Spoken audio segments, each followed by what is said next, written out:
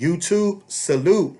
Here to talk to you about Black History Month, the purpose, the meaning, how it was created, how was it established.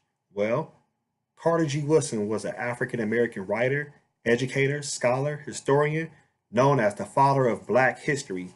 He penned an influential book, The Miseducation of the Negro.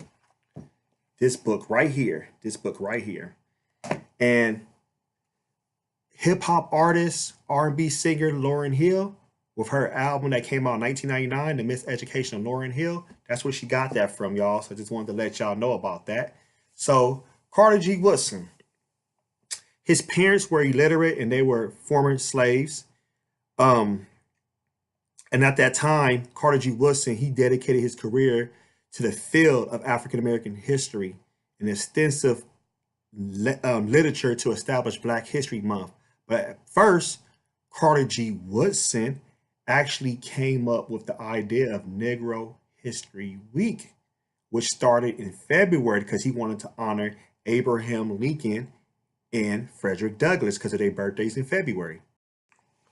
Carter G. Woodson also worked with Marcus Garvey in his Pan African movement because of self reliance. And he also worked and wrote for Marcus Garvey newspaper Negro World. That's one thing he did a lot of people don't know about.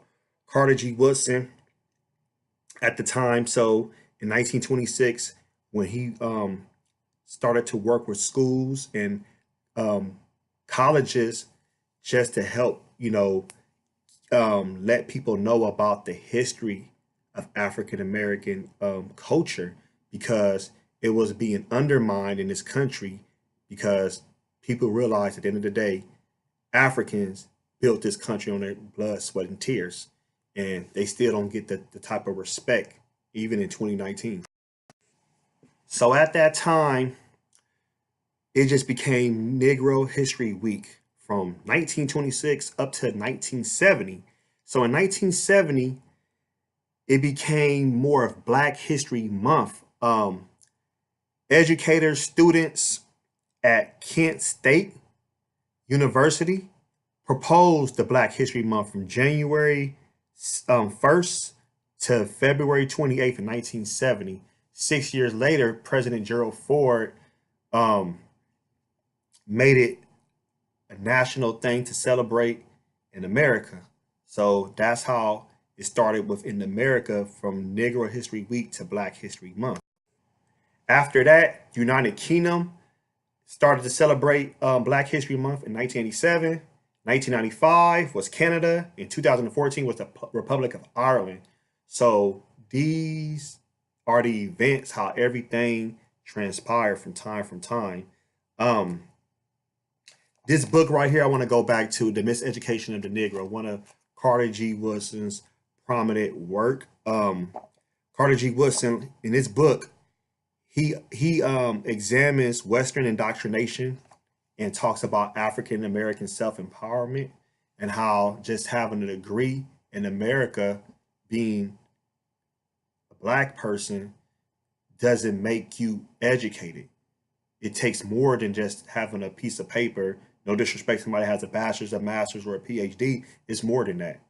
But his first book before The Miseducation of the Negro was The Education of the Negro. Just want to show you. Cop that. It's a good book. I read both of those books when I was an undergrad at Cal State University, Dominguez Hills, because I'm an Africana Studies scholar and major. And I have my BA in Africana Studies with a concentration in historical and political development. So I know a lot about Black History Month, African American culture, African culture globally.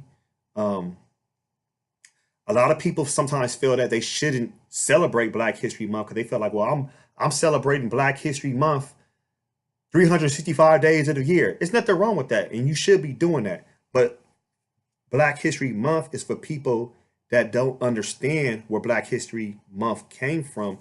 They have to have some type of information where it started. So if people who already know about Black History Month and the history, you know what, I salute you and I'm all power to you, but it's always for the people who don't understand, who don't know. So it's just actually educating them that this is where it started from. And like I said, Carter G. Woodson, he just chose February because of Lincoln birthday is February 12th. And Frederick Douglass' birthday is February 14th. So that's why he chose to choose February as a celebration at that time, not because of the 28 days in a month. No. Black History Month always sparks this debate of should we celebrate or should we celebrate? But at the same time, Western education and the school systems in America are not going to actually celebrate our history.